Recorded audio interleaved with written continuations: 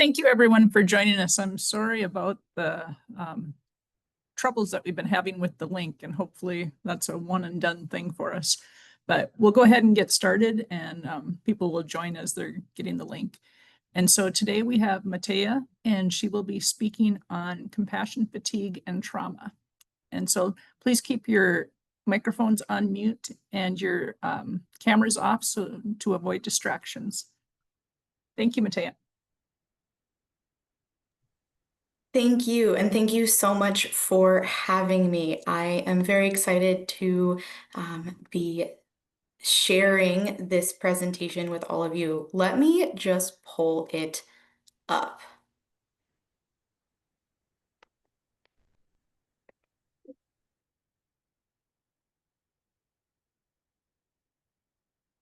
All right.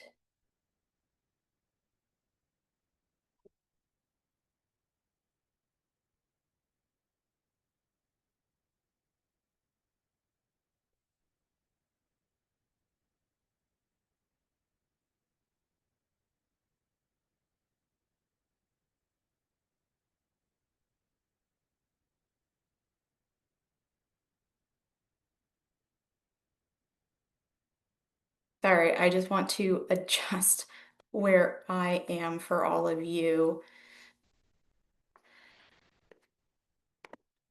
Okay.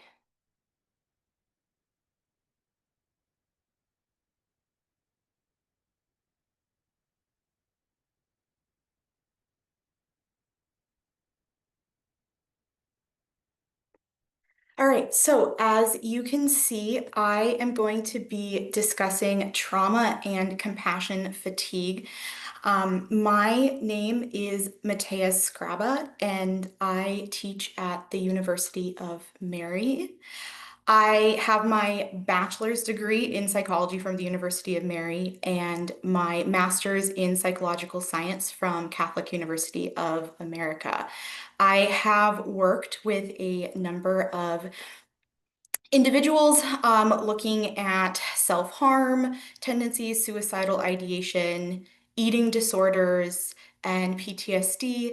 And I've conducted research as well looking at non-suicidal self-injury as well as self-harm and PTSD and eating disorders as well. I have been teaching at the University of Mary for about 3 years now, and I teach a number of classes at the university. And I am delighted to share this presentation with all of you because you work with individuals who have experienced trauma, but that impact can also affect you as well. And so the latter half of this presentation is on compassion fatigue.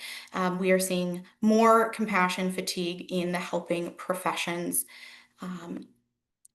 most days, and we are seeing a lot of burnout for our providers. So let me move on to the next slide.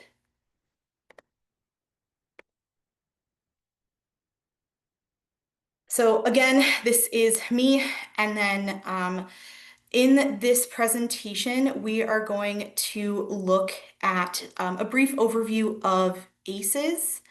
And then we will discuss responses and symptoms of trauma, and then we will move into compassion fatigue, some symptoms, and prevention management.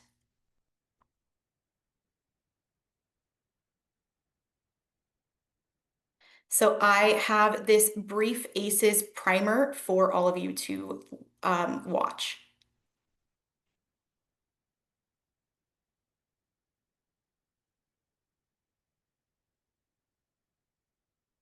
What does your parents' divorce have to do with your risk for heart disease? If your mother had a drinking problem when you were growing up, are you more likely to suffer from depression as an adult? Here's what you should know about ACEs. ACEs stand for Adverse Childhood Experiences, extremely stressful events that can happen to a child growing up.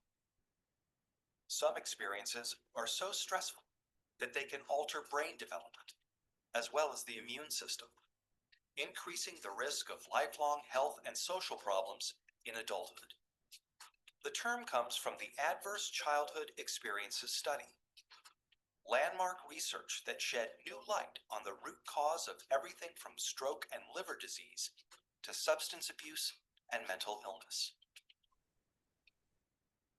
In the late 1990s, an epidemiologist from the Centers for Disease Control and a preventive medicine doctor at Kaiser Permanente set out to understand the association between childhood experience and lifelong health. They asked over 17,000 people in the Kaiser Health Plan in San Diego about their health history, as well as difficult questions about their experiences growing up.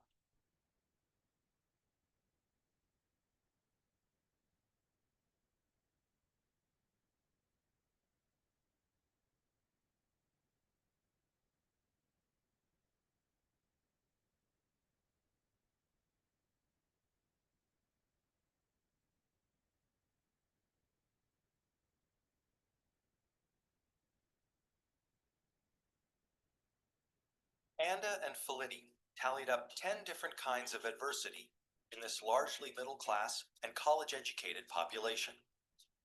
They were stunned to see how common ACEs were. 21% of all respondents were sexually abused as children. 19% grew up with someone who suffered mental illness. 28% had been physically abused. And 2 out of 3 respondents had experienced at least one ACE. The researchers next looked at how someone's ACE score, or the number of adversities they experienced, related to a wide array of serious health and social problems. They saw that the more ACEs someone had, the greater their risk for poor outcomes compared with someone with no ACEs. Someone with an ACE score of 4 had twice the risk of heart disease and cancer. Someone with an ACE score of 5 had an 8 times greater chance of being an alcoholic. And those with an ACE score of 6 or more, on average, died 20 years earlier. With every major problem they looked at in the ACE study, the risk went up for each additional adverse experience in childhood.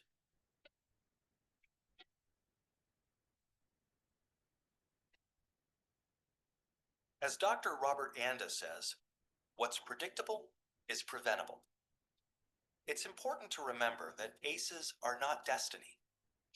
ACEs are a tool for understanding the health of a population as a whole. For individuals, an ACE score can be a tool for understanding their own risk for health and social problems, and empower them to make changes for themselves and their children. ACEs tend to get passed down from generation to generation and are common across all income levels, races, and cultures. But increasingly, people of all different professions and backgrounds are coming together to discuss how ACEs affect their communities. They're finding new ways to treat and prevent ACEs. Many doctors are starting to screen their patients for ACEs as part of their medical history. More schools are becoming trauma-informed, considering the source of problem behavior when disciplining their students, instead of immediately suspending or expelling them. To learn more about interrupting the cycle of adversity.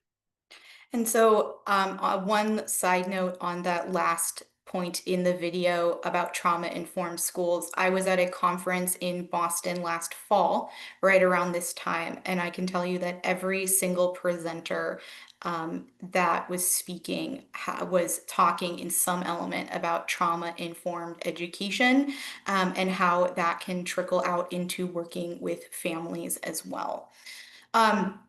So when we look at ACEs, ACEs look at 3 different types of trauma or abuse: emotional abuse, physical abuse, and sexual abuse. So they ask, has a parent or another individual ever sworn at you, insulted you, or put you down? In terms of emotional abuse, Physical abuse has a parent or another adult hit, beat, kicked, or physically hurt you. And sexual abuse is looking at, has an adult or person at least 5 years older ever touched you in a sexual way or tried to make you touch their body in a sexual way. We can also look at this as well with neglect. Has an adult in the household never or very seldom tried to make sure that your basic needs were met? So are basic needs lacking? And with emotional neglect, an adult in the household would never or very seldom make this child feel safe or protected. ACEs also takes into account household challenges such as intimate partner violence, substance abuse in the household, and mental illness in the household, as well as parental separation, divorce, or an incarcerated household member. All of these can lead to trauma or emotional impact on the developing brain. And when we look at brain development, when we look at our cortex is our thinking and receptive brain. This is often where logic, reasoning, and self-control come from. And part of our limbic system is our emotional brain. This is often where we house our amygdala, and a lot of our survival reactions are there. This is reactive and can be defensive. This is often where fight, flight, or freeze responses come from. And so when we look at these two parts of our brain, they often work in tandem, but when we are in a state of trauma or survival response, we often see a separation of these two, that we get stuck in our survival brain or our emotional brain, and it is very difficult to get back to our rational or learning brain, back in our prefrontal cortex. Our survival brain, or our limbic system, kicks in because it feels threatened and it wants us to pay attention to that threat. This was initially geared to help us survive. It's very effective when we are fighting a bear or a tiger, but it is not effective when that stressor is something like an exam. This is something that comes up for my students all the time. Their survival brain kicks in when they have an exam, and then it just doesn't turn off. But this would also kick in if you're facing housing insecurity or financial insecurity and you don't know how to pay your bills. It stays on longer, and it takes a lot of effort to turn this off. And because people with trauma can sometimes misperceive ambiguous situations as stressful, it makes it easier for them to turn on their survival brain or their limbic system, and a lot harder for them to turn it off. We notice people working out of this limbic system when they have high levels of anxiety or fear. They worry about the safety of themselves or others. They are increasingly distressed. They have changes in behavior and attention, and they may withdraw from typical activities that bring them joy and happiness. So they move away from their family, friends, and their support systems. They also have increased somatic complaints or changes in school performance or performance at work. But when we look at this learning type of our brain, our prefrontal cortex, this kicks back in when we feel safe and supported. And so this is how all of us as service providers, but particularly you, can contribute to the success outcomes of the individuals you are serving. Another factor that we can look at is Maslow's hierarchy of needs. The human body cannot function optimally if our physiological needs are not satisfied, and then we move up from there. So at the base, we need to meet our basic needs of food, shelter, and water, as well as safety needs, security and safety. And then we move up to the next tier, which are our psychological needs. Once our basic needs have met, then we can focus on our psychological needs, those intimate relationships, with family and friends, and our self-esteem needs. And these often are the first to go when we are struggling with our basic needs, such as safety or physiology. And then at the very top is our self-fulfillment needs. And these often are our creative endeavors and our hobbies. Now, we can look at this from both the point of view of those that we serve who have experienced trauma or are currently experiencing trauma, but we will also look at this in terms of our own selves. As we work with these individuals, we can see that any lack of these in our own life leads to burnout, secondary trauma, and compassion fatigue for ourselves. I know for myself that when it's a particularly stressful week at work, when I'm proctoring a lot of exams or my students are very stressed before finals, in my effort to assist them in their stress, I tend to put more time in at work and sacrifice spending time with my family and friends. And so at the end of the semester, I end up very burnt out. Again, this is looking at our limbic system or our survival brain. And so we can see that trauma impairs learning and it can impact school performance. It can also impact our ability to access stored information. When we are stressed, it is a lot harder to problem solve. And this slide shows some common symptoms of trauma, including sleep disturbance, exaggerated startle responses, numbing, emotional constriction, disruption of a sense of safety or hypervigilance, shattered self-identity, the person not knowing who they are or recognizing themselves, like emotionally, because they may not be able to carry the same load that they were before. And these represent a significant change from their normal level of functioning.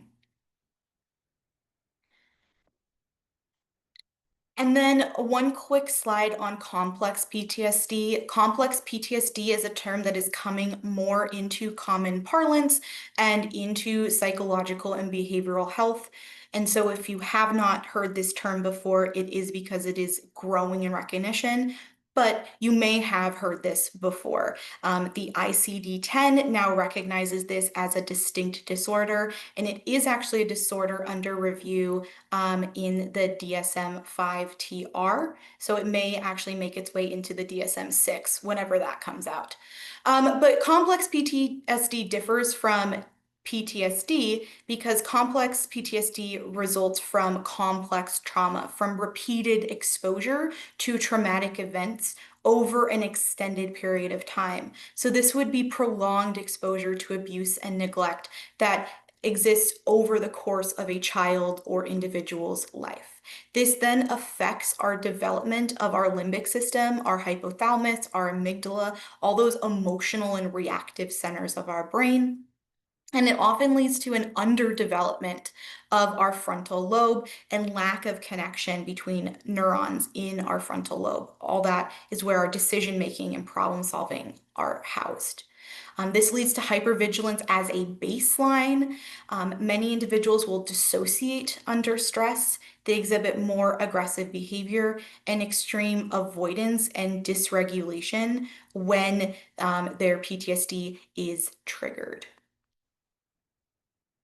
And trauma can take many forms, as the ACEs video discussed, and as I've mentioned in a few previous slides, but trauma can result from natural disasters, accidents, invasive medical procedures, sexual abuse, physical abuse, and emotional abuse. And so as a wrap up on trauma, it is important that our normal trauma responses are not attributed to the person's developmental disability or pre-existing illness. There are normal responses to trauma.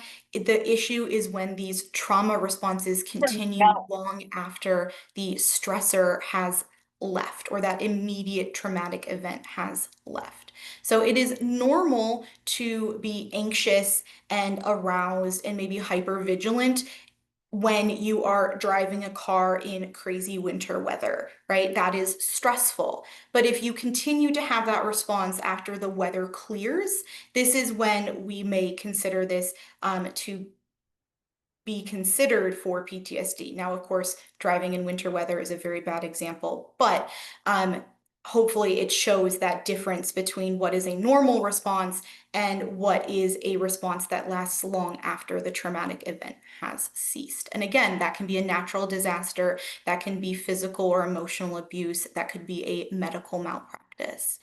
Individuals with developmental disabilities generally have the same types of symptoms following trauma that anyone else would. And so just because someone may have a developmental disability or a comorbid mental health disability does not mean that they would not display these same responses. And trauma responses are generally present and represent a change from the person's normal level of functioning. So it is important that we know what their baseline level of functioning is before we diagnose, at least for myself, diagnose with a diagnosis of PTSD. Before I move into the compassion fatigue portion of this talk, I'm just curious, have any questions come in?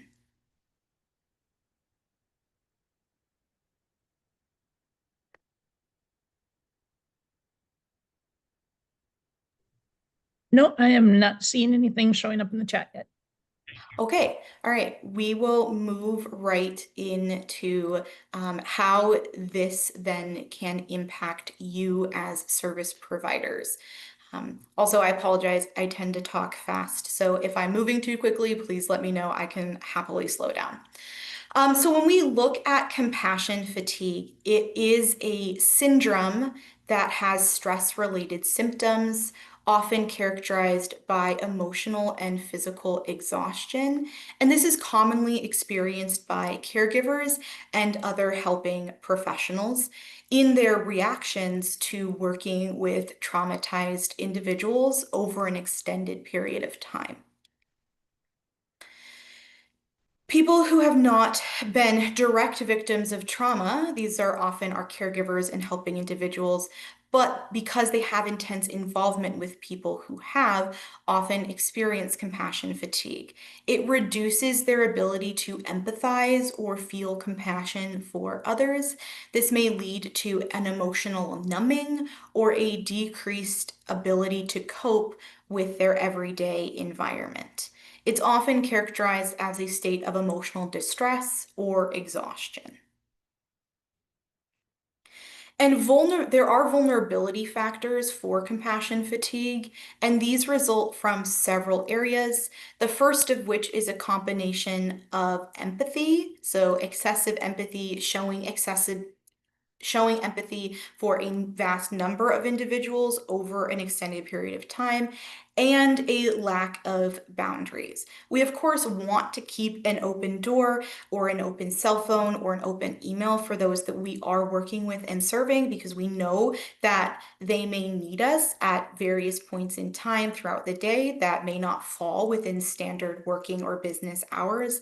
But it is important that we also protect our own lives. We have our own family, our own friends, our own children that may need us. And if we don't spend that time with them refilling our cup, then we have nothing to give to our clients that we are serving. And it's incredibly important that we have an empathetic relationship with our clients. And again, when I refer to boundaries, this can be clients having 24/7 access to us, or even crossing the boundaries of when we take work home with us at the end of the day. And of course, this can be not just the physical work of paperwork or constantly knowing that our email inbox or our text messages are filling up, but also even just carrying the emotional load home with us at the end of the day, and knowing that we are still thinking about this person in the car ride home and as we walk in the front door of our house. There are some additional factors that impact and affect compassion fatigue. This can be our working environment and our workload. So we cannot always change the environment that we work in or the tasks that we are responsible for, but having a high intensity workload, having physically or emotionally demanding assignments, working additional days. So maybe you normally work Monday through Friday, but occasionally you get pulled in on a weekend, or maybe you end up working more weekends than you have off. And perceived lack of control in the workplace, having low job satisfaction or unclear outcomes or successes at work, all can impact compassion fatigue. So how can we make some of our repetitive tasks more enjoyable? What are some ways that we can create control in our environment? This could be as simple as blocking off 15 minutes of non-interrupted lunchtime instead of working through our lunchtime. What about low job satisfaction? Can we find a project that we are passionate at work? Or is there a committee that we can join? And yes, it may add to our workload, but if we enjoy it, then it no longer feels like work. I mean, in a sense, work only feels like work when we don't enjoy it. And then work-life balance, having that inadequate rest time during the workday or leave from work. So how can we feel supported by our coworkers or even our family can help us manage our compassion fatigue and be able to prevent compassion fatigue or even improve it. And then lack of support or personal self-care, our resilience and our coping strategies. So how can we build in things to help us cope? Is that reading? Is that yoga, exercise, going out for coffee with friends and family?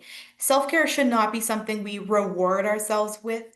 I even fall into this trap of thinking that if I don't get everything on my to-do list done by the end of the day, then I can't go and have dinner with friends that I had originally planned. But self-care is not a reward. It is essential for us to be able to be the best providers, employees, and family members that we can be in all aspects of our life. Sometimes compassion fatigue and burnout get confused, and so I'm going to discuss warning signs of both. When we look at compassion fatigue, it is the emotional residue or strain from exposure to working with those suffering from the consequences of traumatic events. And burnout is the cumulative process marked by emotional exhaustion and withdrawal associated with an increased workload and institutional stress. So this is not trauma related. So it is possible to have both, but we do not want to confuse burnout for compassion fatigue or compassion fatigue for burnout. Their symptoms can mirror each other, so we do need to internally or with the help of coworkers and friends recognize, are we feeling compassion fatigue because of who we are working with and the traumatic events that we are being exposed to through our work with those in need or who have experienced traumatic events themselves? Or is our stress primarily coming from high workload and the institution that we are working for? Again, we can have both. And I would like to show this video on how chronic stress affects our brain. There will be some similar conversational lines as we saw in the ACEs video, but this is geared more towards us as service providers.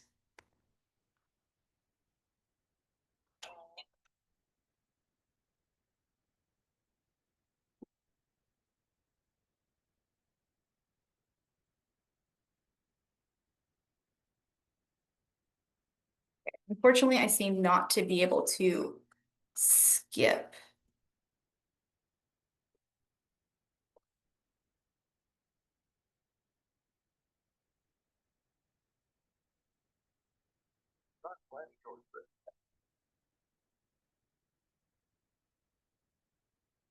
At www.discovermedora.com. Stock your lab. Explore our diverse portfolio of products from trusted brands. Quickly and confidently place and monitor orders. Source your research. View technical documentation, articles, and content relevant to your work. Equip Equip your experiments. Check price and availability, collaborate with shared shopping lists, set up subscriptions, and connect with customer support. Supply your production. Seamless search and selection, detailed product information, and reliable order tracking. Elevate your science. It's easier than ever at sigmaaldrich.com, the ultimate online resource for your scientific needs. Go to sigmaaldrich.com and start exploring today.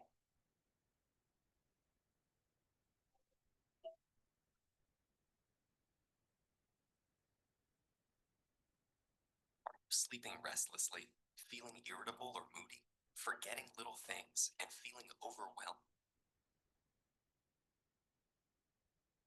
and isolated? Don't worry, we've all been there. You're probably just stressed out. Stress isn't always a bad thing. It can be handy for a burst of extra energy and focus, like when you're playing a competitive sport or have to speak in public. But when it's continuous, the kind most of us face day in and day out, it actually begins to change your brain.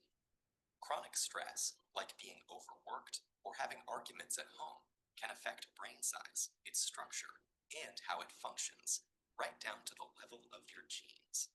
Stress begins with something called the hypothalamus pituitary adrenal axis, a series of interactions between endocrine glands in the brain and on the kidney, which controls your body's reaction to stress.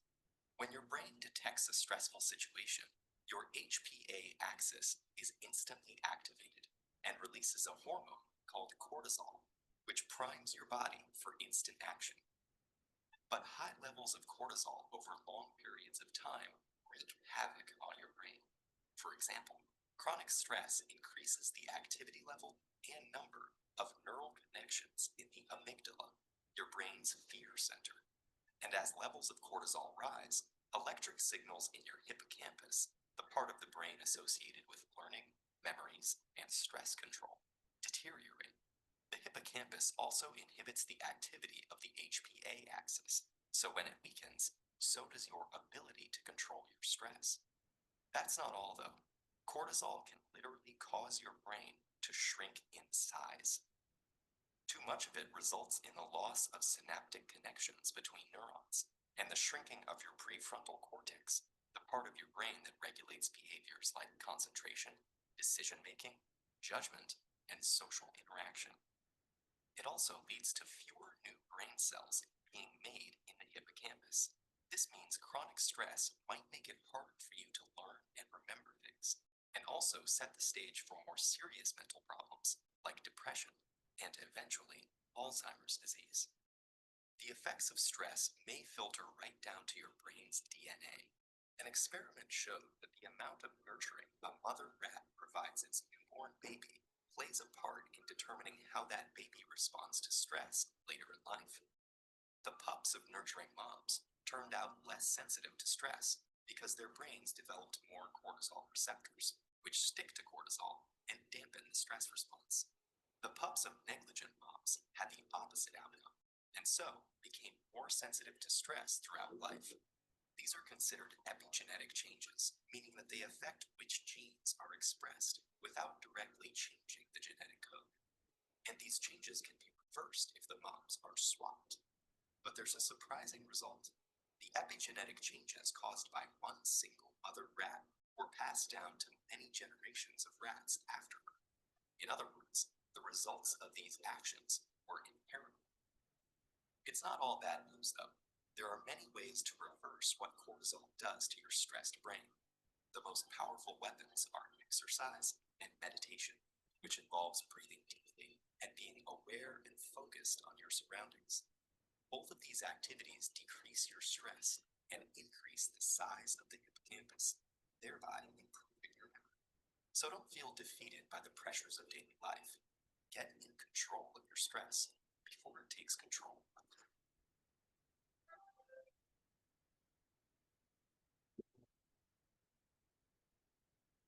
So now that we see how stress affects our brain, we can look at this in terms of those that we are working with, and because this does go both ways. But let's look who can experience compassion fatigue. Compassion fatigue is experienced by people who provide care, assistance, and support to others in physical or emotional pain, and who support them or provide care and assistance with empathy and compassion. These qualities that help them do their job, that empathy and that compassion, also place them at a direct risk to experience vicarious trauma or compassion fatigue. And this exposure can develop over several interactions, days, weeks, months, even years, and often leads to the development of several symptoms associated with PTSD. So we see that doctors, nurses, social workers, and case managers can experience compassion fatigue or vicarious trauma. And this list is not exhaustive. Many other individuals who work with and provide empathy and compassion for those that they work with can and do experience compassion fatigue. So again, causes of compassion fatigue often involve those of us who work with adults and or with children who have experienced trauma and violence, often due to a lack of training in how to deal with traumatic issues can cause compassion fatigue. Our own past history of trauma or violence can impact our experience of compassion fatigue. If we do not have proper self-care habits, this can lead to compassion fatigue. And long periods of intense work with victims of trauma and violence can also have a correlational relationship with compassion fatigue. When we make connections with our clients, they often feel comfortable opening up to us and sharing their experiences, which is wonderful. This aids us in assisting them. But that being said, how do we feel about talking about their trauma? Do we feel equipped to assist them and talk with them about their trauma? And according to the CDC, about 63.9% of US adults have reported at least one ACE factor, and 17% have reported 4 or more ACEs. And so again, the more ACEs that a person identifies as having, the more likely they are to experience trauma and have PTSD. And this is the quote unquote baggage that we carry around with us from our childhood and then impacts how we as providers assist these individuals, which again can lead to compassion fatigue or vicarious trauma on our end. I just want to show briefly Maslow's hierarchy of needs again as a quick reminder that this not only impacts those that we are working with and serving, but also ourselves. That again, our ability to provide self-care, our basic needs, our safety needs, our belongingness and self-esteem are crucial in how we mitigate and prevent compassion fatigue.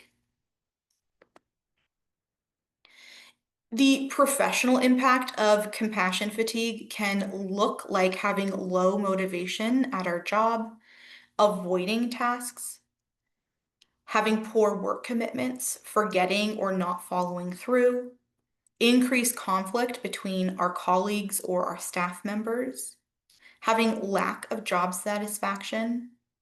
We tend to obsess about the details, higher rates of anger and apathy, so losing interest or enthusiasm in our job, in those that we are serving, or even in our hobbies and our family.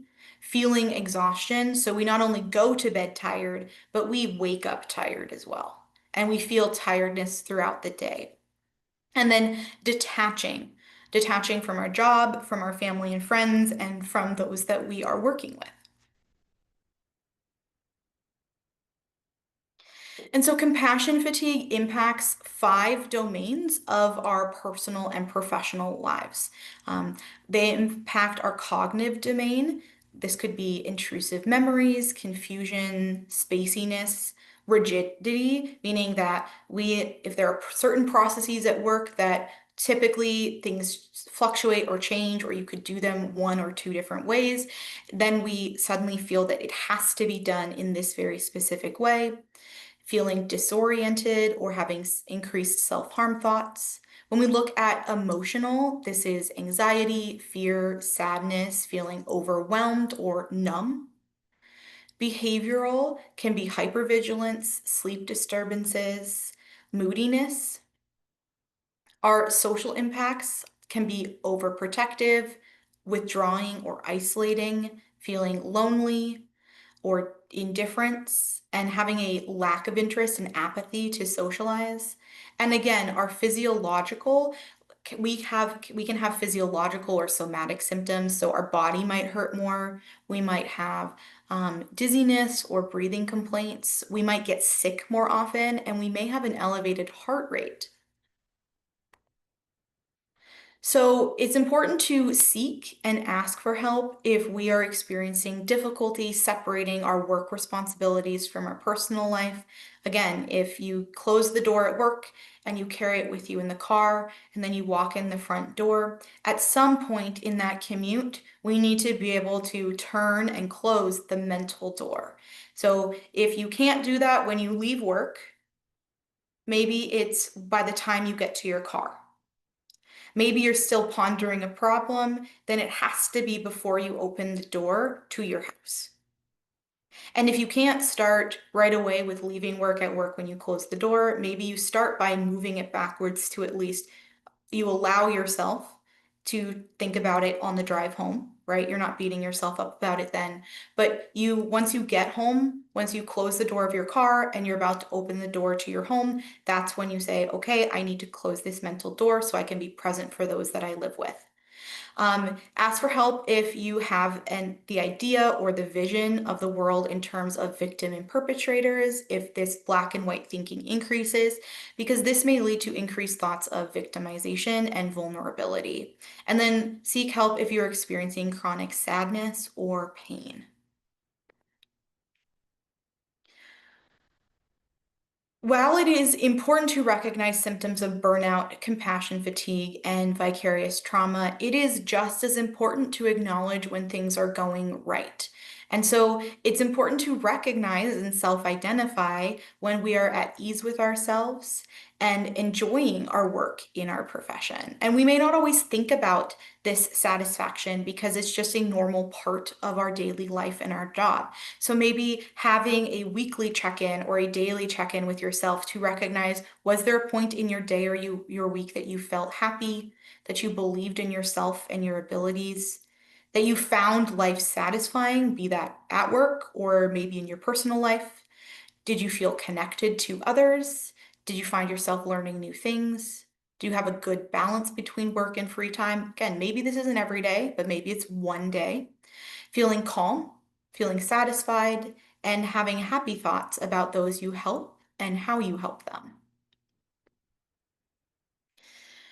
We also can have techniques for preventing and managing compassion fatigue. One of the first prevention or managing methods would be a self-assessment on our professional quality of life. This is a standardized, valid, and reliable assessment that we can use individually to assess our own professional quality of life.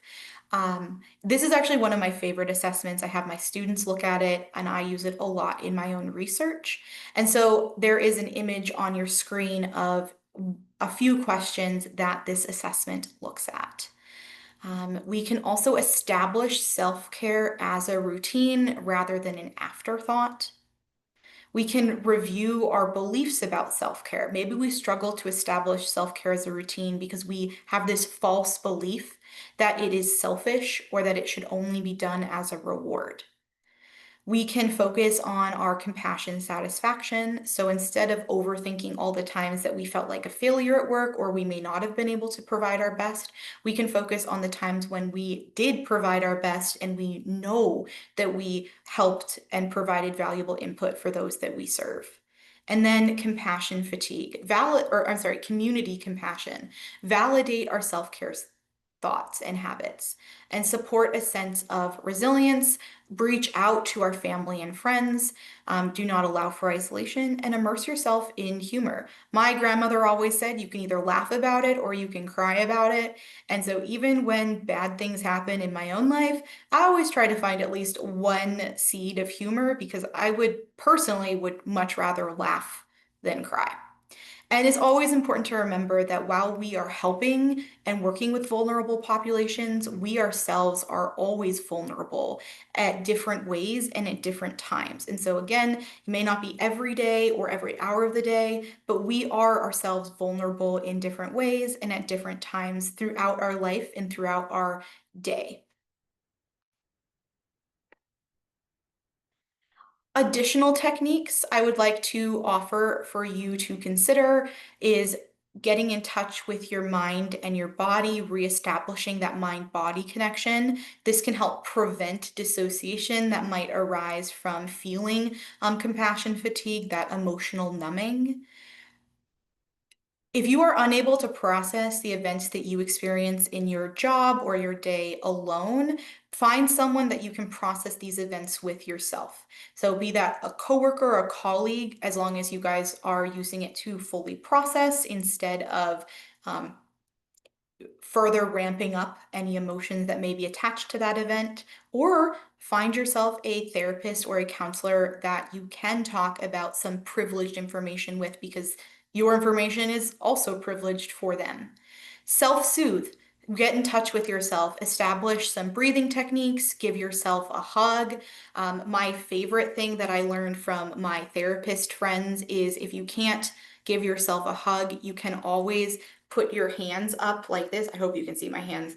And give yourself little like forearm squeezes. And that's a way to, again, reestablish a mind-body connection, but also to self-soothe and give yourself these little mini hugs. And no one will ever know that you're doing it, because we often walk around with our arms crossed. And if you do want to do that as arms crossed because you think forearm squeezes might be more noticeable, you can in fact squeeze your upper arms. And again, most people are just going to think that you're walking around with your arms crossed. Breathing techniques, these may take a little bit more time, but if you can find 3 to 5 minutes in your day to establish a breathing and routine and get back in touch with your sense of breath, this is a grounding moment. Feed your spirit, engage in hobbies that you like and that you find passion in. Create a gratitude journal about the things that went right in that day. Use progressive muscle relaxation. So this could be tightening specific muscles and releasing them. That's an easy thing to do throughout the day. And even if you're sitting or you're walking or standing, mindfulness, and engage in humor. So this could be, again, all these could be music, journaling, nutrition, and exercise. And the last video I would like to leave you with is this mindful breathing technique. So I'm going to cross my fingers and hope that we don't have any ads. But if you would, your cameras are off, no one can hear you. So if you would like to take a minute to engage in this mindful breathing exercise, I encourage you to join. Mindful breathing. Close your eyes and rest your hands on your knees. Bring your attention to the touch of your body on your seat. Feel the weight of your body on your chair or cushion. Make sure that your back is straight and that you're comfortable.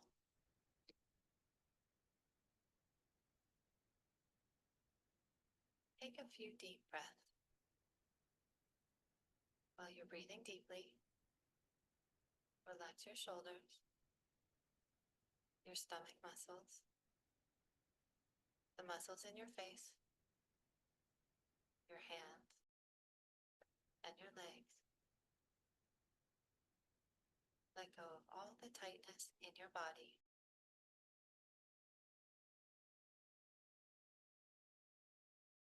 Now bring your attention back to your breath. Notice what it feels like as it enters through your nose, goes down through your throat, filling your lung and back out through your nose. Notice your stomach and chest rise and fall each time you breathe in and each time you breathe out. And just allow your breathing to be natural and relaxed.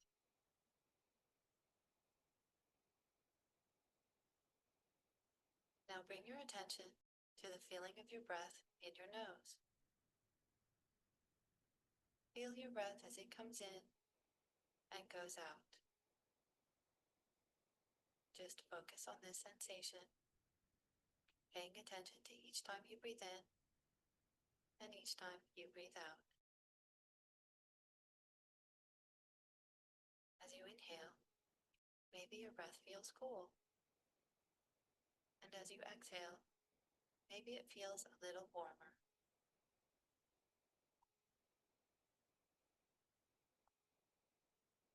When your mind wanders, or if you become distracted, just notice what's going on in your head, and then gently bring your attention back to your breath, going in and out.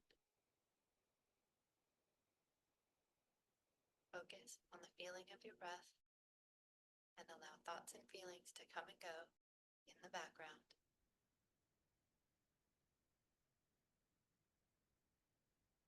Now gently bring your attention back to the touch of your body on your seat and open your eyes.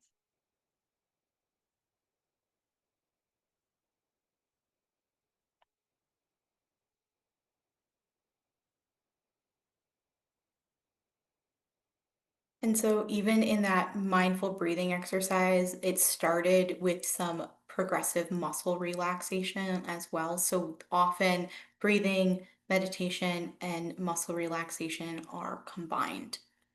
So this is the end of the presentation that I have for all of you. Are there any questions or comments in the chat or anything that anyone would like to vocalize?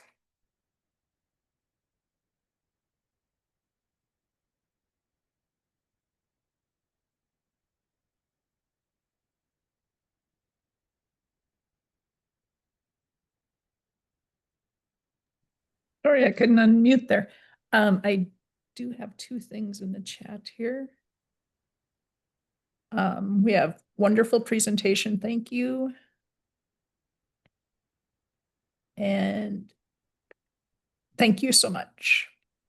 Yes, thank you all of you. I did see in the chat that the videos were hard to hear. I am more than happy to send links to those videos so that you guys can have access to them. And I'm sorry, my sound on my computer was all the way up, but I am sorry that you were unable to hear them.